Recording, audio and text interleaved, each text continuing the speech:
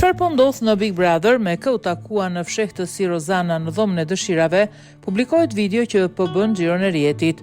Në një video të publikuar në TikTok, i cili po bën xhiron e rrjeteve sociale, duke shkaktuar reagime dhe diskutime të shumta, në video shihet Rozana Radi e cila futet tek dhoma e dëshirave teksa përballë saj shfaqet një femër tjetër dhe më pas mbyllet dera. Takime me persona të tjerë janë të palejueshme në Big Brother, por me sa duket, produksioni vendos vetë rregullat për të preferuarit.